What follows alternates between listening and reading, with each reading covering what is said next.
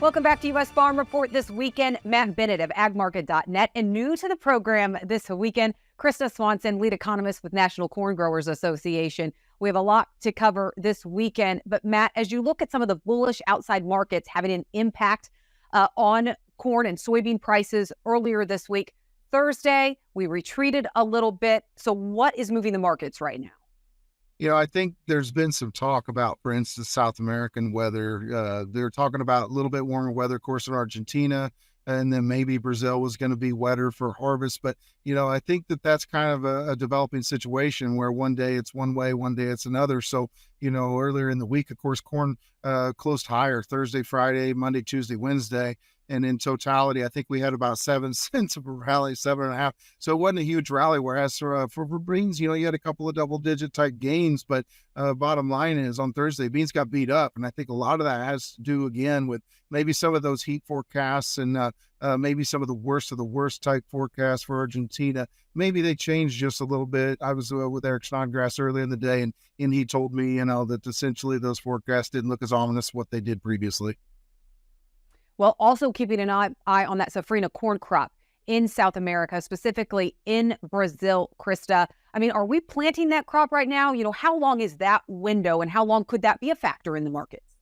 Yeah, definitely something to be watching right now. I know that, the soybean harvest is a little bit behind because planting was delayed. So waiting on those soybean acres to get harvested, the last I saw, it was about 6 to 8% harvested was estimated on that. So yes, definitely here at the beginning of the planting season for the safrinha corn crop. And I think that's why, as Matt was just saying, we see these days where we have some ups and downs in the market, but for corn in particular, really have been trading sideways for months now.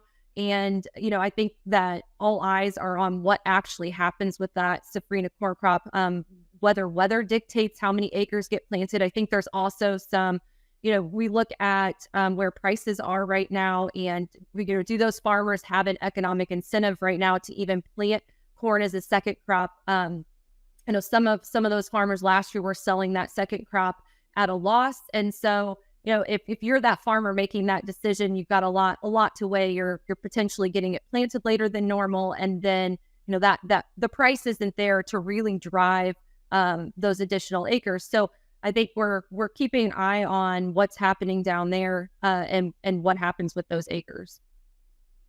That's on the supply side. Looking at the demand side, Matt, we saw the weekly soybean sales coming in during the week that ended January 18th. It missed the low end of pre-report estimates. We were down 28% from the previous week. So is this a longer-term trend, or, are we seeing China continue to go to Brazil? Is it something to be concerned about, or is that just kind of a blip on the radar when you look at that weekly export sale being down so much?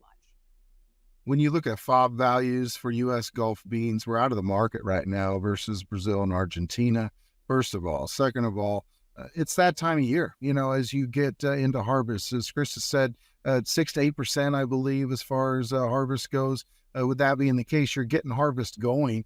Beans are going to move towards port. You're going to have beans available and ready for shipment. And so bottom line, this time of year is not prime time for U.S. soybean shipments. Sales pretty much step to a crawl, and there's really not much going on. And so you add to that that the dollar's been on a bit of an uptrend here over the last few weeks. And bottom line is we're out of the market. So $30 to $40 a ton, depending on whether you're talking Brazil or Argentina. And of course, right now, Brazil's going to have a few more beans available for export. But I fully expect that bean sales out of the U.S. are going to be tough to come by over the next few weeks. Krista, how's the pace for corn exports right now?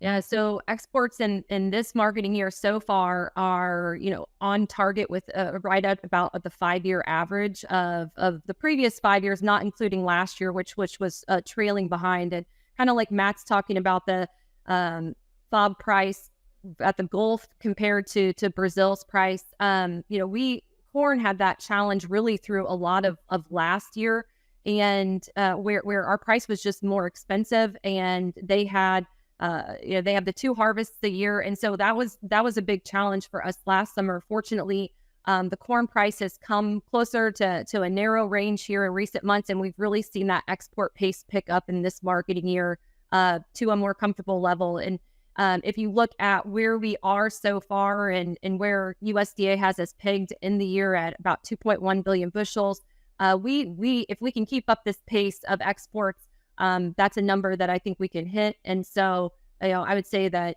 positivity on the corn export side. The downside is when you look at where we're at compared to Brazil's exports in this market year, because they are, ahead of us, even though the U.S. exports have been strong, especially relative to last year. All right. Well, some exciting news on the demand front. We saw the world's first ethanol to sustainable aviation fuel production facility open up this week. We will talk about that coming up right after the break.